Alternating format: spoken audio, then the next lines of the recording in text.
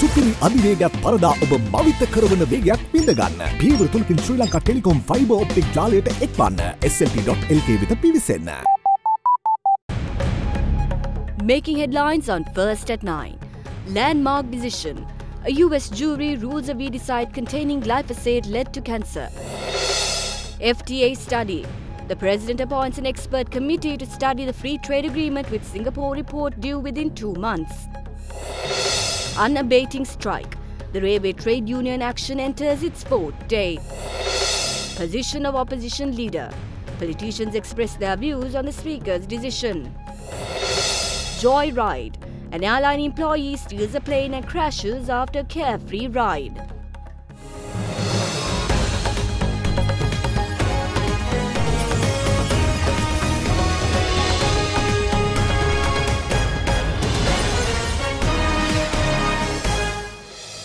A very good evening to you and welcome to First at 9 on Derana 24/7 Sri Lanka's news channel. I'm Katrina Chang. Now on to our top story tonight. In a landmark case, chemical giant Monsanto has been ordered to pay $289 million in damages to a man who claimed herbicides containing glyphosate had caused his cancer. A California jury found that Monsanto knew its Roundup and Range Pro weed killers were dangerous and failed to warn consumers.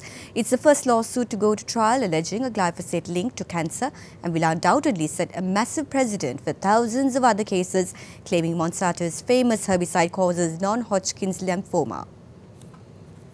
Did Roundup Pro or Ranger Pro fail to perform as safely as an ordinary consumer would have expected when used or misused in an intended or reasonably foreseeable way? Answer, yes. Was the Roundup Pro or Ranger Pro design a substantial factor in causing harm to Mr. Johnson?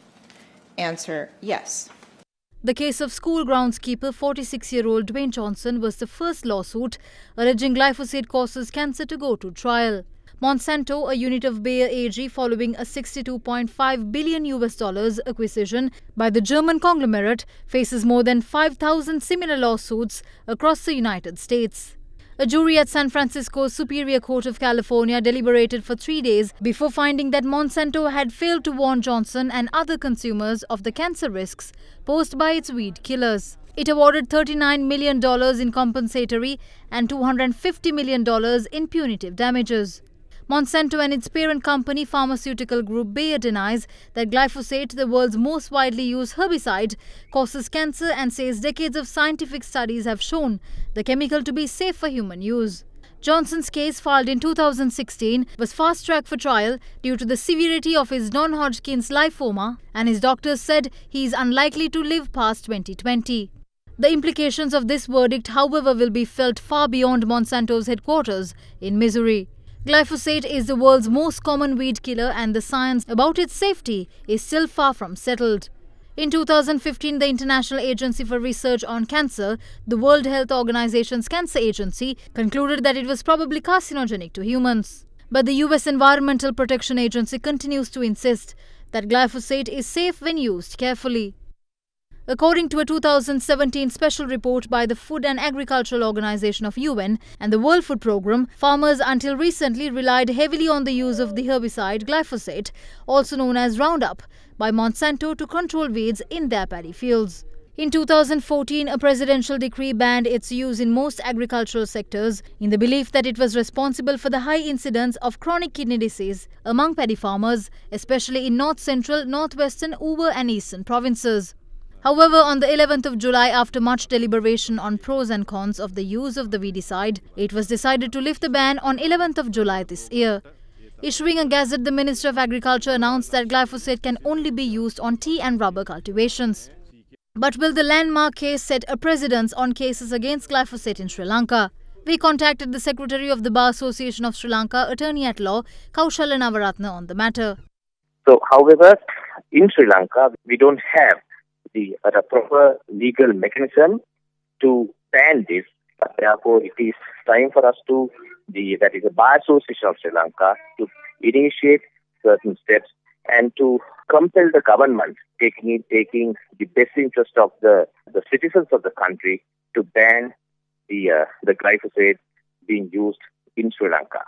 So certainly we will take steps in the months to come, and we will make representations to the government as well as all the stakeholders to revisit the decisions taken to revoke the gazette notification, looking at or rather taking into consideration the dangerous nature and the content of this glyphosate. Following the decision taken in the case against chemical giant Monsanto, views were expressed on the matter. We consider this is an historical judgment because we demand and we categorically mention the chronic kidney disease in agricultural communities in Sri Lanka as well as in Latin America is basically due to glyphosate, and it has a considerable link with this chemical. But certain intellectuals denied this and gave wrong message or wrong report to the government to lift the ban on glyphosate in Sri Lanka. So we emphasize and we request government, please ban glyphosate as early as possible and take necessary actions against these pseudo-intellectuals who gave wrong reports to the government. And at the same time, we expect to go to the Supreme Court in Sri Lanka asking certain compensation for the farmers in Sri Lanka. Certain heads of media institutions as well as certain relatives of ministers are the persons who import glyphosate from Monsanto. Following this legal decision taken in the United States, Navin Dissanayake, who is a cabinet minister, should be removed from his post. Cabinet ministers who stayed silent should also be held accountable for perpetrating such a crime on the nation. During a recent discussion on our program at Hyde Park with other Deranas in Divariya Muatta, Dr. Sarath Gunatilaka spoke on the severity of the use of glyphosate. The ban is lifted, and here we're talking about a risk to life, and chronic kidney disease is impacting farming community in Sri Lanka largely in certain areas, and we see a major impact in human health. Going forward, what should policy direction be? Right. Again, when you look at the cabinet paper that was put forward, there are certain qualifications here.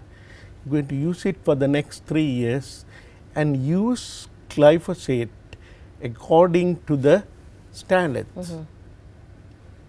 But glyphosate has never been used according to the standards in this country, because I know, I have done the research. Number one, test the glyphosate that's being brought into this country. Number two, we have to test our water supply and food supply to make sure that they don't contaminate our water supply. Number three, if we were to use glyphosate with individuals spraying it, we have to monitor their health. And it is especially important for the tea industry. The plants, the weeds are developing resistance to glyphosate. We have to measure that, and there is a large amount of research that is going on right now to show that it causes a multiplicity of diseases, not only including kidney disease, not only including some, they say that it makes particular contribution to diabetes, autism and dementia. A special committee has been appointed by President Maithripala Sirisena to conduct a special study on the Sri Lanka-Singapore Free Trade Agreement and produce a report.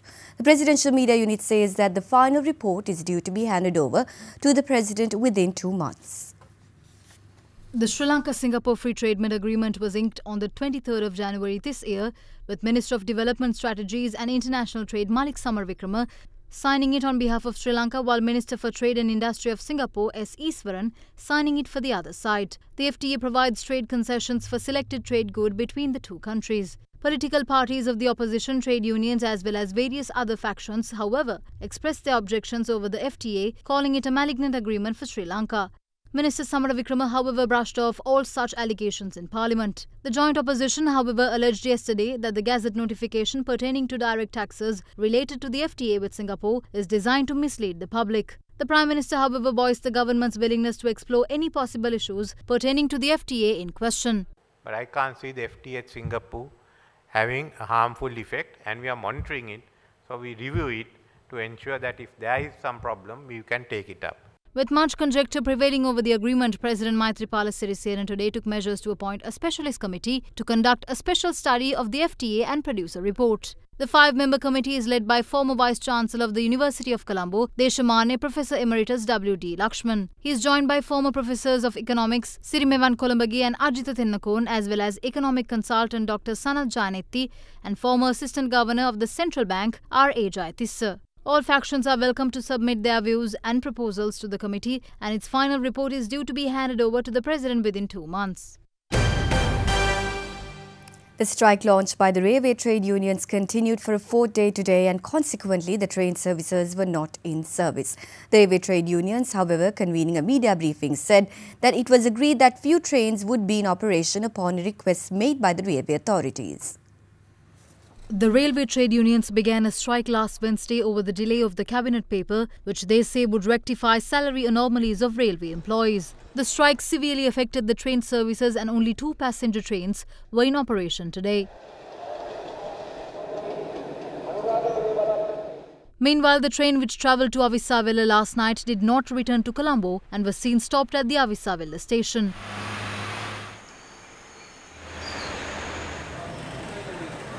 Due to train services being hampered by the strike, railway workers were seen cleaning and engaging in repair work at some of the railway stations. Police personnel were seen deployed to provide protection at the Colombo Fort railway station. Meanwhile, students who are sitting for their A-level examination and tourists were inconvenienced due to the strike. The trade unions, however, insist that the strike will continue as action with regard to their demands are not forthcoming. We arranged 8 trains yesterday considering the state of the students who are sitting for the advanced level examination. We told the authorities that we will have to stop operation of these 8 trains if a fair discussion is not given. Since we did not receive a positive reaction in this regard, we decided to stop the 8 trains as well. We should provide a solution to the public and these students. We hope to make the 8 trains operational, but we are still at the discussion level. Former President Mahinda Rajapaksa is critical of the government, alleging that it exploits the Chief Justice in its political agenda. The former president made the allegation while addressing the event in Galle yesterday. The Lawyers Association of the Galle district, which functioned under the Sri Lanka Freedom Party, wished allegiance to the Sri Lanka Podujana Peramuna. The ceremony to mark the commencement of its functions under the SLPP was worked off in Ambalangoda of Galle yesterday. Parliamentarian Chandima Virakuri, who withdrew from the government, and several public representatives of the SLPP were in attendance at the event held under the patronage of former President Mahinda Rajapaksa. I held the election in the north following the conclusion of the war when all asked me not to. I went ahead anyway, knowing we would lose. I remember when I was preparing to hold elections in the east, ambassadors I met asked me why I was holding it so soon. We somehow protected democracy within the country.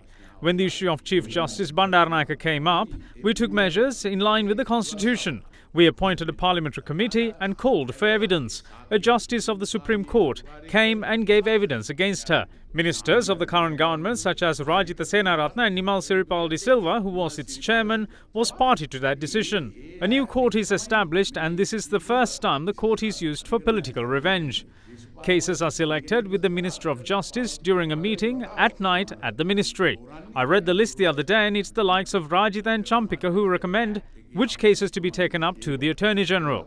The Attorney General in turn sends them to the Chief Justice. They use him and says it's the Chief Justice who delivers the verdict. So this entire court system was set up to exact political vengeance. In the meantime, a ceremony organised to the 10th commemoration of late Minister Dr. Richard Pathirana was also worked off at the Galle City grounds yesterday. Former President Mahinda Rajapaksa attended the ceremony as the chief guest, and parliamentarian of the United National Party Vijaypala Hettiarachchi welcoming him at the event was a point of note. The General Secretary of the United National Party, Minister Kleviraj Karyavasam, pledges to appoint new electorate organisers in place of weak officials currently in place. The UNP's General Secretary made the remark today following a party meeting in Kandy today.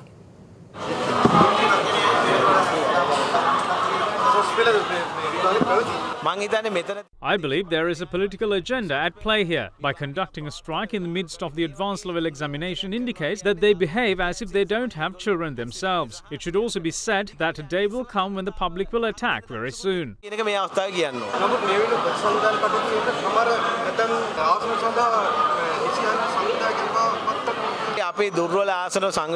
We replaced weak electorate organisers, and that is why this diligence. There is so much enthusiasm in the Kandy district, and this is a premonition of victory.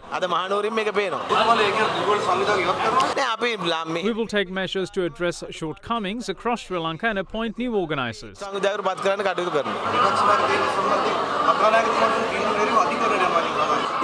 So go to court, since most of them now can. We have no desire to postpone elections, and we call for it to be held soon, and that's why we're getting organised. We move forward, targeting the presidential election while facing other elections on the way. In these 2.5 years, we pump 50 billion rupees to villages through Gampereliya, give samurdhi, uplift the economy. Intellectuals know that it will be a United National Party candidate who will win the next presidential election.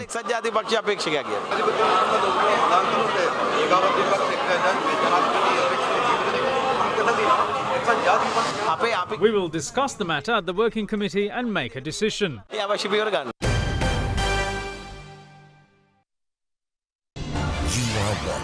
Sri Lanka's award-winning news channel, Derana 24/7.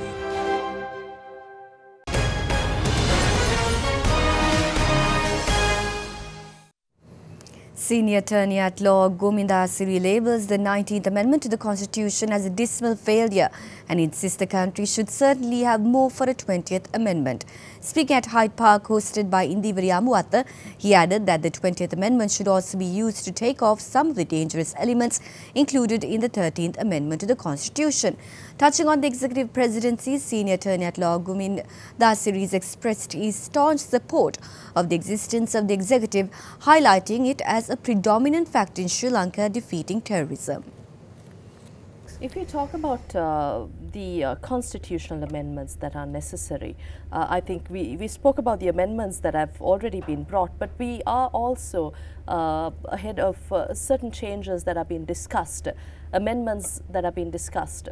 What do you think is the right way forward? Well, we are certainly going to have the 20th Amendment because the 19th has been such a dismal failure. I'm the petitioner in that case, and I remember very well, I argued for maybe 2.5 hours, 3 hours, the point that you must have elections, people must have the right to exercise their right to vote, to exercise the franchise, to vote, and if now the situation is so bad, a government can collapse due to budget failing but unless you have a 2/3 majority, which is never possible under the PR system, you cannot have a government. Even if it loses vote of no confidence, you will have to regroup, and a new government has to emerge from the people in parliament, not outsiders. Today, the whole problem is the 19th Amendment is a disaster because you can't, even if the government is at its worst, you have to live with this government for another, with the same parliamentarians for another 4.5 years, and that's 5 years because it takes 6 months to have elections. But 20th, I would say, should take off some of the dangerous elements in the 13th Amendment also.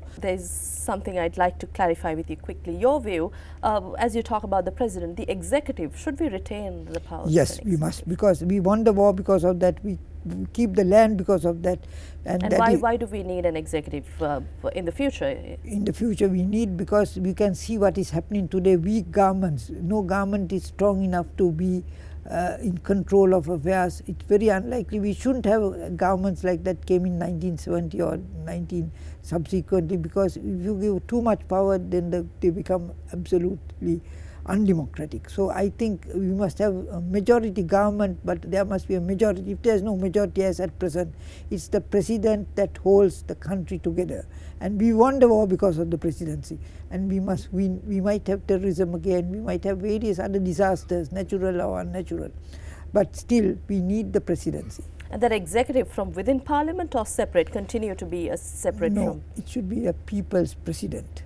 But let us hope that we will someday get a president who is mindful of the voters, a president who can take a firm stand and stand up for Sri Lanka And I think the most important thing, madam, is that we must get the reconciliation process. We must get the Sinhalese, Tamils, Muslims, all communities together under one flag, and we must stand up for Sri Lanka, whether it's cricket or whether it is politics. Minister of Science, Technology and Research Dr. Sarath Amunagama raises concerns over the accessibility of technology and insists that it should be accessible across all spheres of society. Addressing the 13th International Conference on Computer Science and Education in Colombo recently, the minister highlighted access as pivotal in adapting to the technological transformation currently witnessed in Sri Lanka. The 13th International Conference on Computer Science and Education got underway in Colombo yesterday. The event was held under the auspices of Minister of Science, Technology and Research, Dr. Sarath Amunagama. Around Pitipana, we are now creating a science city, maybe over 100 or 200 acres, where new institutions, based on new concepts, new models, new experiments will be coming up, so that Sri Lanka will have a science city which will be directly linked to the highways. In this transformation, we have to move to a technologically savvy society. And IT, as it was initially conceived and disseminated in this country, was the basis or will be the basis of that transformation. Still, there are so many gaps. Even in the village, while there is a certain amount of conversion to new technology, it is still the upper groups, even within the village, who can afford it. And I think if we can push it down further to those economically deprived groups who today don't have access to English and to IT, even though conceptually we are in favor of it, then there will be a real explosion of talent and explosion of capacity in Sri Lanka. New ambassadors and high commissioners have been appointed for 10 countries to represent Sri Lanka. The appointments were made at the Presidential Secretariat recently. Among those appointed were Dr. Dayanjaya Tilaka, who was appointed as the new ambassador to Russia, while former Presidential Secretary Austin Fernando was appointed as the new Sri Lankan ambassador to India. Other new appointments include diplomats from Norway, Brazil, Canada, Poland, Sweden, Vietnam, South Africa and Pakistan.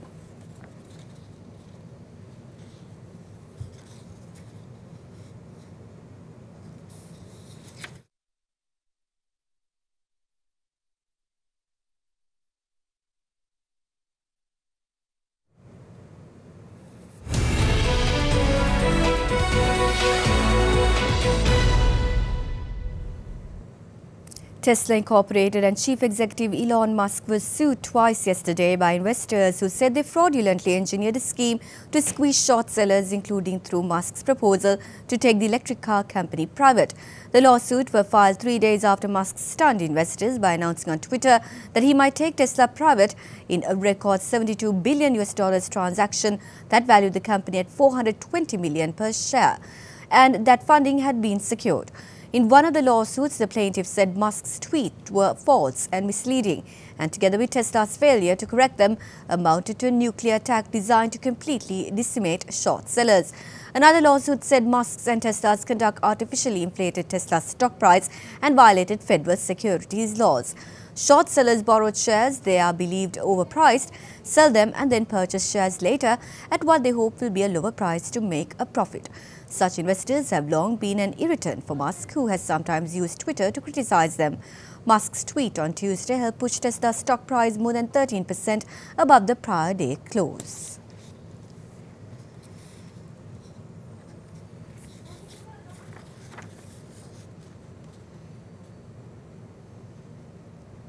Back to one of our local news now. The Speaker's decision on the position of the opposition leader delivered yesterday in Parliament continues to divide opinion. Let's take a look at what some of them had to say on the matter today.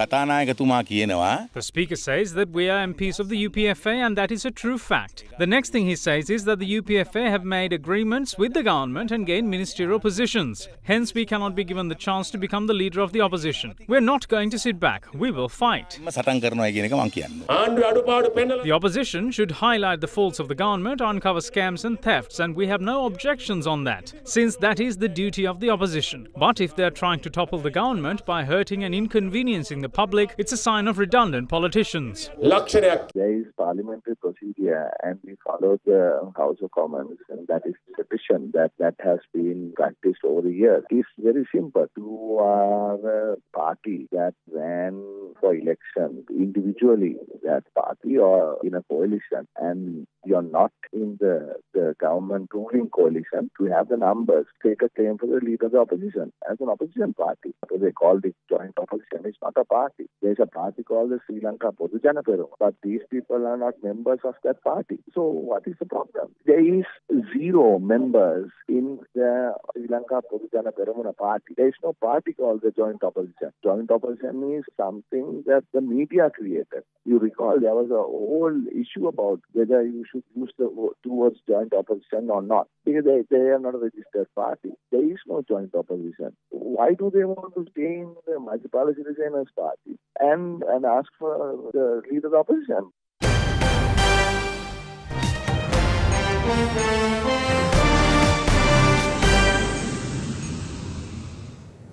On international news, an airplane was stolen from Seattle airport late yesterday in what appeared to be a joyride by an airline employee.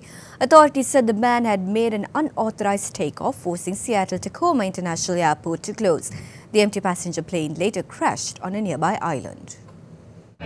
An airline employee who stole an empty passenger plane from Seattle airport has crashed on a nearby island. Authorities said the man had made an unauthorized takeoff late yesterday, forcing Seattle Tacoma International Airport to close. 2 F-15 fighter jets pursued the plane. It is unclear if the man survived the crash. The Pierce County Sheriff's Office said it was not a terrorist incident, adding the man was local and aged 29. Pierce County Sheriff told reporters it appeared to be a joyride gone terribly wrong, adding most terrorists don't do loops over the water. A recording being shared online reveals air traffic controllers tried to encourage the man to land before the plane crashed.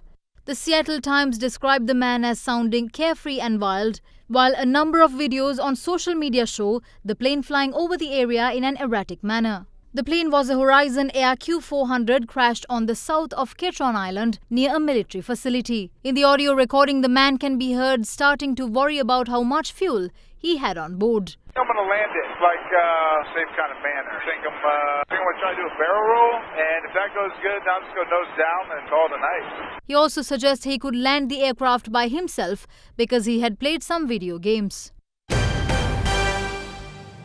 Let's take a look at others emerging stories from across the globe. A fast-moving grass fire was burning in Northern California's Solano County yesterday, about 90 kilometers north of San Francisco, threatening homes and prompting some evacuations. The double blaze in Northern California comes as a Southern California wildfire, the so-called Holy Fire, which authorities say was set by an arsonist with a grudge against a neighbor, doubled in size overnight into Friday as crews built fire lines and fought to protect thousands of homes in a lakefront community. Zimbabwe's main opposition leader Nelson Chamisa filed a court challenge yesterday against President Emerson Mnangagwa's election victory, halting Mnangagwa's inauguration that had been due tomorrow. The constitution requires a losing presidential candidate to file a challenge within 7 days of a winner being declared. The Constitutional Court, which can declare a new winner or order a fresh election, must rule within 14 days of an election petition. The inexplicable death of dozens of manatees has jolted officials and researchers on Mexico's swampy Gulf Coast to try and move to safety a herd of the ample-bodied marine mammals that were once confused with mermaids by ancient mariners. Since May, fishermen just off southern Tabasco state have discovered lifeless bodies of at least 28 upturned West Indian manatees, also known as sea cows, along the Pitzel River and nearby streams. The reason for the deaths remains a mystery, however locals blamed a national oil company for water pollution. Blue bottle jellyfish sent a sense of panic among beachgoers in India's financial capital Mumbai after over 150 incidents of stinging were reported across 3 days this week. Jellyfish are usually found at Mumbai beaches during the monsoon season as they come to the shore for reproduction. The long tentacles of jellyfish can cause extreme pain when they touch humans.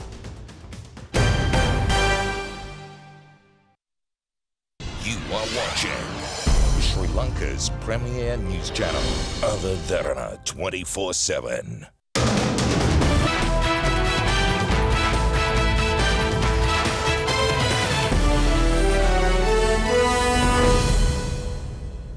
Greek teenager Stefanos Tsitsipas continued his sensational run in the Canada Open today in Toronto yesterday as he came from a set down to win his quarter-final match. Rafael Nadal meanwhile also had to make his way from a set down to keep his hopes of the title alive. Top seed Rafael Nadal rallied from a set down to defeat 6th seed Marin Cilic and advanced to the semi-finals of the Canada Open late yesterday in Toronto. Croatian Cilic breezed through the first set before Spaniard Nadal fought back to win the final two sets 2-6, 6-4, 6-4 and move on to a semi-final match with Russian Karen Khachanov. Unseeded Khachanov made easy work of unseeded Dutchman Robin Haase, beating him 6-3, 6-1.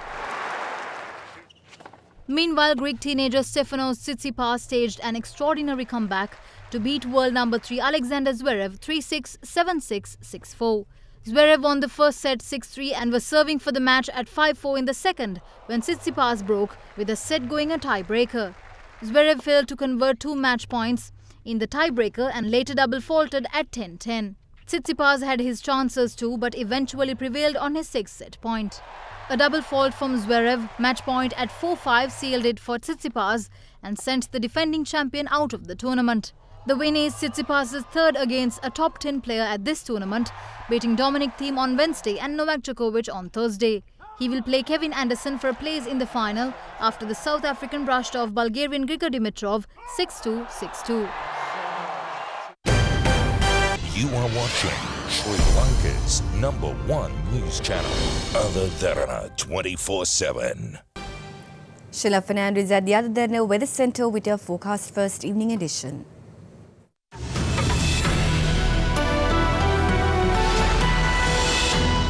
A very good evening to our viewers and welcome to Forecast First. Taking a look at tomorrow's temperatures, they will vary between 19 and 35 degrees Celsius with the highest of 35 expected in Batticaloa. Well, when looking at the map, a low pressure zone will develop in the western province and will gradually disappear. Well, the sun will be generous enough to continually shine in several parts of the island, including Jaffna, Mannar, Anuradhapura and Trincomalee. But the areas of Kandy, Colombo, Galle and Matara as well as Hambantota will, however, experience the wet weather as usual. That's all from the Weather Centre tonight. Up next is your city by city forecast.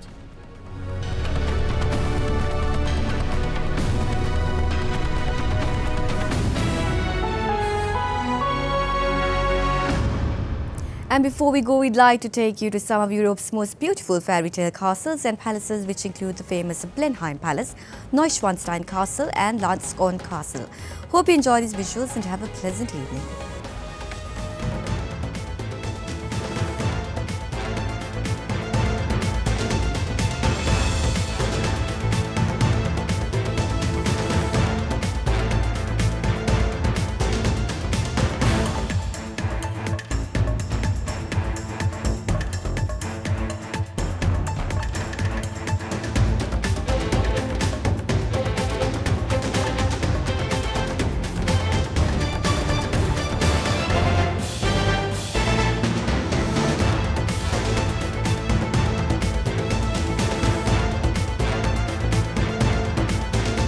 Bringing you the news and information 24 hours a day. This is Sri Lanka's premier news channel, Other Derana 24/7.